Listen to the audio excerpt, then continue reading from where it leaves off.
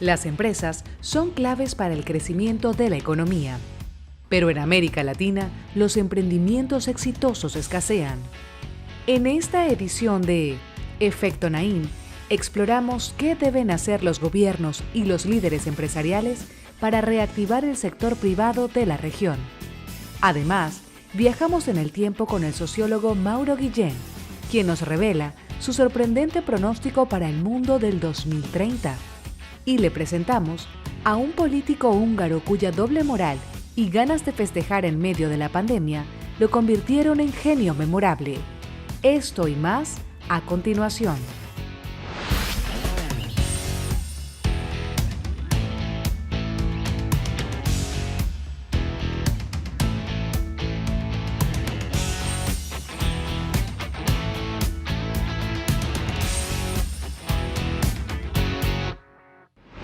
Bienvenidos, soy Moisés Naim desde Washington. Encantado de estar de nuevo con ustedes, como siempre. La pandemia que estamos enfrentando no solo ha devastado la salud pública y la salud de millones de personas, también ha devastado la economía. Las economías están contrayéndose a niveles que no habían sido vistas en muchísimo tiempo. El desempleo, el hambre, la falta de oportunidades, la desinversión son temas que están con nosotros y están teniendo repercusiones inmensas. Una de las reacciones más importantes es la de fortalecer al sector privado. En todos los países se están buscando maneras de proteger al sector privado para que no quiebren, para que puedan seguir funcionando, para que no despidan gente. Esto de ayudar al sector privado, de contar con el sector privado, es una idea que tiene una larga trayectoria en América Latina. Es difícil estar en desacuerdo con eso. Lo que también es frustrante, porque llevamos muchos años oyendo a los políticos prometiendo apoyos para el sector privado que no ocurren o ocurren de manera insuficiente y desordenada, o a empresarios que prometen cosas que luego no cumplen. Hay que entender mejor qué es el sector privado y hay que entender mejor qué oportunidades se abren ahora en que estamos viviendo un ambiente muy fluido de cambios, de gente que está dispuesta a ver las cosas de otra manera, que está dispuesta a vivir de otra manera. Para discutir esto y otros aspectos muy importantes de lo que es el sector privado en América Latina, hemos preparado el siguiente reportaje. Miren. América Latina enfrenta la peor contracción económica en mucho tiempo y no se debe únicamente a los estragos financieros de la pandemia.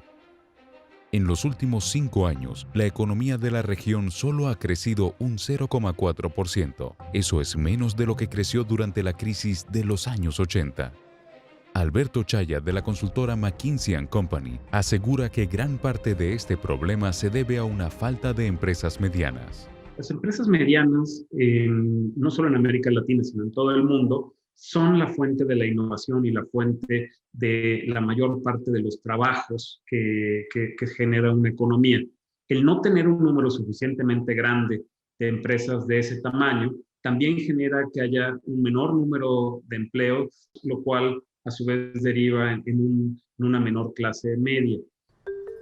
Las llamadas pymes son claves para la sociedad, pero emprender en Latinoamérica no es tarea fácil. La región cuenta con unos de los procesos más complejos y burocráticos para acceder a créditos o para registrar marcas y patentes. Por ejemplo, para pedir un crédito en México, el gobierno exige un curso de capacitación financiera que puede costar hasta $700.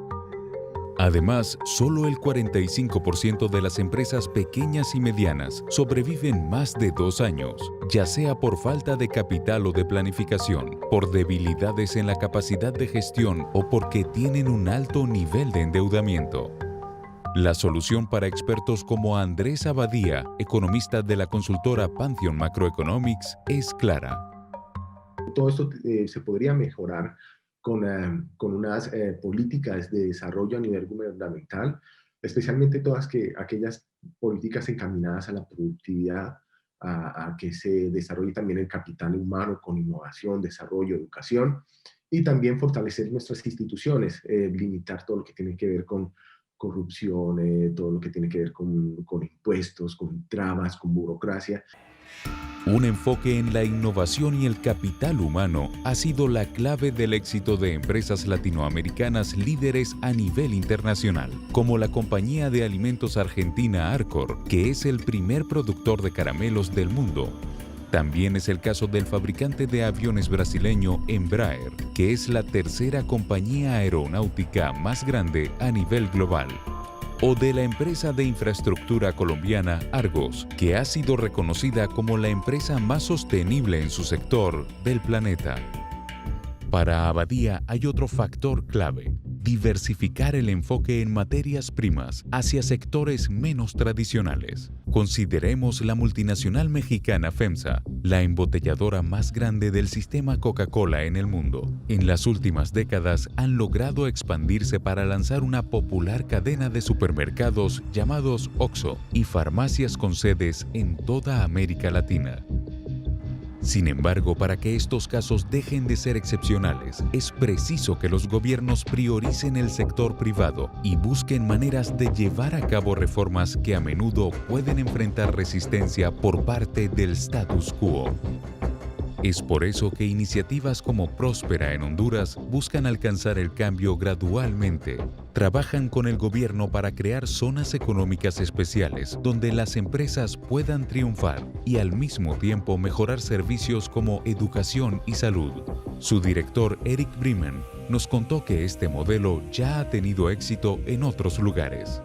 Dubái es una jurisdicción especial, corresponde a un país, pero como jurisdicción es relativamente autónoma, tiene zonas especiales que se integran y dentro de ellas está el centro financiero de Dubái, que incorpora un sistema legal totalmente autónomo. Entonces, en un entorno del Medio Oeste, en donde tienes un sistema legal, entre otras cosas, muy adverso a la inversión privada, sobre todo de los países occidentales, se crea un oasis de prosperidad.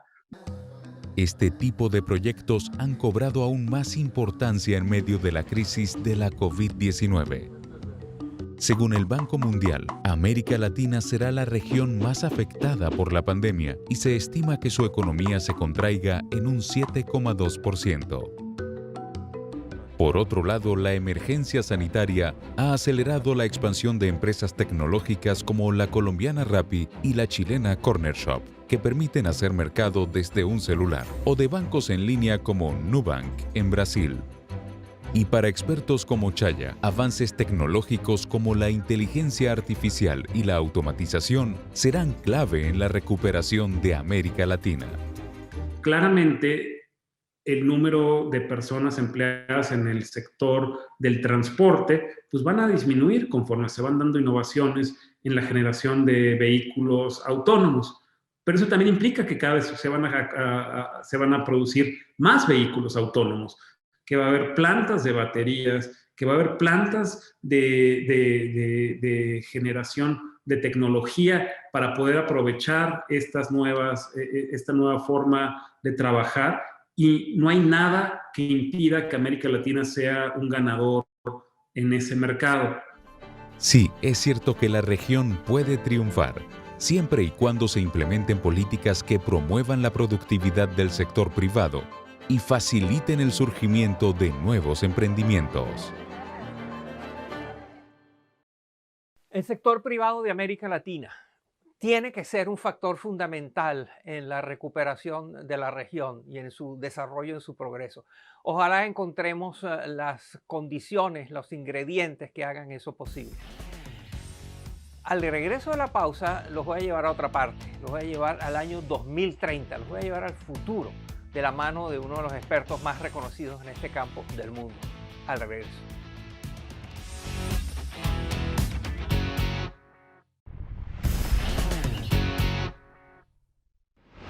El mundo fluido, un mundo que está cambiando día a día y que frente a nuestros ojos se transforma y aparecen nuevas cosas que antes no conocíamos y desaparecen cosas a las cuales estábamos muy acostumbrados. El mundo cambiante. ¿Estamos preparados para vivir un mundo muy diferente al cual hemos conocido hasta ahora? Esta es la pregunta que se hace el profesor Mauro Guillén, que ha escrito un libro acerca de cómo son las tendencias demográficas, tecnológicas, económicas, sociales, culturales de los países y cómo se va a ver el mundo, cuáles son las características más importantes del mundo que nos viene. Él es profesor de la Escuela de Wharton, de la Universidad de Pensilvania, es autor de múltiples libros y se especializa en eso, en tratar de entender cómo las tendencias internacionales, mundiales, locales, de todo tipo, demográficas, tecnológicas, económicas, culturales, están moldeando el mundo. Su último libro se llama 2030, Viajando hacia el fin del mundo tal y como lo conocemos. Hemos estado conversando con el profesor Guillén acerca de todas estas cosas. Nos da una visión muy interesante del tema. Miren. Pronto, las poblaciones de países desarrollados como Japón, Estados Unidos y Suecia tendrán más abuelos que nietos. Y es que en algunas partes de Europa, las Américas y el este asiático, las tasas de fecundidad se han ido reduciendo dramáticamente en las últimas décadas, llevando a una escasez de bebés. Pero esos abuelos gozarán de la mayor esperanza de vida que hayan tenido los mayores de 60 años hasta el momento y serán el segmento de la población con más poder adquisitivo. Este es uno de los osados pronósticos que hace el sociólogo Mauro Guillén para el año 2030 en su nuevo libro. Yo creo que la población que ya tiene 70 años, 80 años, tienen una mayor experiencia, con lo cual pueden realizar aportaciones en la empresa, en el gobierno y también en otros tipos de organizaciones. Yo creo que el error que teníamos o que incurríamos en el pasado era el de pensar que estas personas ya solamente lo que podían hacer era estar jubiladas. Puede que las empresas de países ricos se las tengan que ingeniar para atraer a un creciente número de consumidores mayores. Pero en el mundo en desarrollo, la falta de pensiones y los debilitados sistemas de salud podrían representar severos problemas para la calidad de vida de los mayores y las economías de los países. Guillén también pronostica que por primera vez en la historia, la economía global estará impulsada por consumidores fuera del mundo occidental. Y es que los mercados de consumo de clase media en Asia, principalmente los de India y China, están en auge. Tan es así que para el 2030 podrían ser más grandes que los de Estados Unidos y Europa combinados. El resultado de esto sería un mundo multipolar, donde varios países y sus mercados cobren gran protagonismo.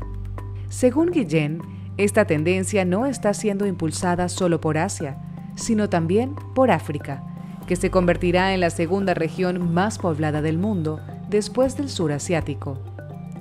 Esto supondrá un gran reto para alimentar y educar a esos bebés. Pero aún así, el sociólogo se aventura a hacer un vaticinio optimista sobre esta región hoy olvidada y empobrecida. África es un continente cuyas economías están en estos momentos creciendo y además es un continente que tiene riquezas naturales.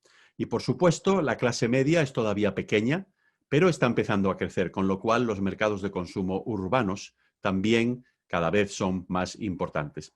Y esto justifica el hecho, por ejemplo, de que haya tantas empresas chinas y también de otros países que están realizando inversiones en África. En cuanto al cambio climático, Guillén se muestra más preocupado. Asegura que se exacerbará esta tendencia, afectando sobre todo a las mujeres en los países más empobrecidos. Al mismo tiempo, el profesor pronostica que para 2030 las mujeres serán dueñas de más de la mitad de la riqueza del mundo, pues al menos en los países desarrollados ya están acumulando riquezas más rápidamente que los hombres. Esta nueva dinámica podría transformar las estructuras de poder, pero también podría exacerbar disparidades. Una desigualdad muy grande es entre las mujeres que tienen títulos universitarios y las que no lo tienen. Esa es la parte menos positiva de este proceso, que viene, por supuesto, dado por ese aumento general en la desigualdad, ¿no?, que estamos viendo en el mundo y que la pandemia, desgraciadamente, ha acelerado. La emergencia sanitaria también ha acelerado la automatización, la robotización y hasta la manera como manejamos el dinero. La crisis económica ocasionada por la COVID-19 impulsó una enorme revalorización de criptomonedas como el Bitcoin, cuyo valor llegó a superar los $40.000. Guillén estima que en unos años el triunfo definitivo de las criptomonedas podría llevarnos a tener más monedas que países en el mundo. Pero yo creo que para el año 2030 va a haber emprendedores que van a encontrar una manera de convencer a los gobiernos y a los bancos centrales de que no deben temer las criptomonedas. Yo creo que esa manera va a consistir fundamentalmente no en el concepto de criptomoneda en sí mismo, sino en el concepto de la ficha digital. Fichas digitales que todos vamos a estar empleando en nuestra vida cotidiana, que van a incluir criptomonedas, pero que también van a incluir otro tipo de funcionalidades. Esas fichas digitales nos darían, por ejemplo, descuentos a la hora de comprar bienes y servicios, incentivos para que seamos más conscientes con el medio ambiente, o incluso nos permitirán votar de manera segura en procesos electorales. Guillén advierte que estas y otras tendencias ya se están desarrollando de forma paralela, interconectada e irreversible. Para poder gozar de un futuro más próspero y productivo, tendremos que anticiparnos a los grandes cambios que están por venir. Mauro Guillén, quien nos ofrece interesantes pistas acerca de dónde está el mundo y a dónde vamos y qué debemos hacer al respecto. Al regresar en la pausa, pasamos del mundo del 2030 y del mundo del futuro al mundo de hoy. El mundo donde los hipócritas a veces son descubiertos y mostrados aquí en este programa, en la genialidad memorable de la semana. Les vamos a presentar un político muy hipócrita de Europa, de Hungría, al regreso.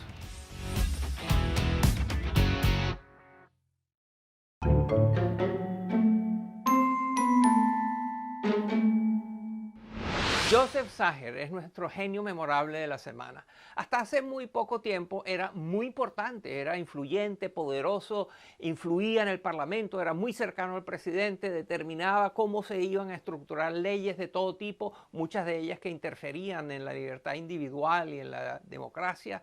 En fin, era un personaje muy importante, pero recientemente tuvo que renunciar. Tuvo que renunciar porque fue encontrado en actividades y fue documentada su actividad que iba en contra de todas las cosas que él ha venido promoviendo en su país. O sea que para su país y para los demás él tiene un criterio y para él mismo tiene otro. Este es el tipo de personas que nosotros exponemos aquí en la genialidad memorable de la semana. Miren este genio lo que ha hecho. Cuando en 2010 el partido de extrema derecha Fidesz llegó al poder en Hungría, rápidamente comenzó una campaña contra la comunidad LGBTI. Ese mismo año, por ejemplo, uno de los fundadores del partido, Joseph Sacher, lideró la redacción de una nueva constitución que solo reconoce el matrimonio como la unión entre un hombre y una mujer. Puede ser que Sacher decrete leyes represivas en su vida política, pero en su vida personal vive sin límites. En noviembre de 2020, mientras Sacher visitaba Bélgica para una reunión del Parlamento Europeo, decidió ignorar las medidas sanitarias contra la COVID-19 y asistió a una fiesta con más de 20 personas en un apartamento en el centro de Bruselas. La policía local recibió una queja de algún vecino e irrumpió en la fiesta, donde encontraron principalmente a hombres, muchos de ellos desnudos, haciendo, digamos, que lo opuesto del distanciamiento social. ¡Oh, wow! Sacher intentó escapar de la policía por una ventana, pero la persecución no duró mucho y los oficiales encontraron a Sacher con las manos sangrientas y con drogas en su mochila. La policía solo multó al diputado por violar las normas de confinamiento, pero los usuarios en las redes sociales condenaron a Sacher por expresar su sexualidad libremente mientras la comunidad LGBTI en su país sufre debido a sus leyes. El diputado dimitió de sus cargos en el Parlamento Europeo y en el partido Fidesz unos días después de la fiesta. Nos preguntamos si ahora se convertirá en un ícono gay, como satíricamente han sugerido algunos internautas. El genio memorable de la semana, un húngaro atrevido, audaz e hipócrita. Si usted conoce a alguien así y quiere que lo expongamos aquí en Efecto Naim, por favor avísenos aquí a través de la cuenta de Twitter del programa, @Efecto Naim, o a través de mi cuenta personal en Twitter, @Moisés Naim. En una época en la cual todos estamos viajando menos, hoy los voy a llevar de viaje alrededor del mundo. Pero vamos a ir a la búsqueda de souvenirs, esos recuerdos que uno trae de viajes. Y vamos a tratar de entender cuáles son las características de esta industria. En todos los países tiene un cariz diferente y vamos a mostrarle algunos de ellos. Miren. Antes de la pandemia de la COVID-19, los famosos artículos con el logo de Yo amo Nueva York le generaban alrededor de $30 millones anuales a la ciudad de Nueva York. Nada mal, considerando que el estado de Nueva York solo pagó $2.000 para adquirirlo en 1977.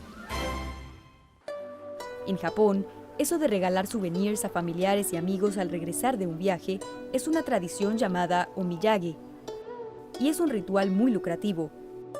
Un estudio reveló que el viajero japonés puede llegar a gastarse hasta $500 en regalos para su círculo social más cercano.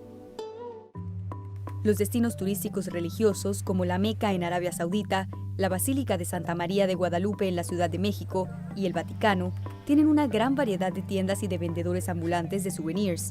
Pero, irónicamente, la mayoría de estos regalos son hechos en China, donde el Estado es laico y se reprime la libertad religiosa. Quizás el souvenir más peculiar en el mundo se encuentra en Bolivia, en el Mercado de las Brujas de La Paz. Se trata de fetos de llamas, que según la tradición de la tribu indígena Aymara, ahuyentan a los malos espíritus. Es considerado el regalo más codiciado y comprado por los turistas a nivel mundial. Los souvenirs también han sido armas delictivas. En el 2009, un manifestante le lanzó una réplica miniatura de la Catedral Gótica de Milano al entonces primer ministro de Italia, Silvio Berlusconi. El político perdió 2 dientes en el ataque y el incidente generó una masiva venta de este souvenir en toda Italia. Además, una tienda en Nápoli hizo un souvenir de Berlusconi para recordar el momento. Hasta aquí el programa de hoy. Espero que les haya interesado, espero que se hayan divertido. Nos vemos la semana entrante.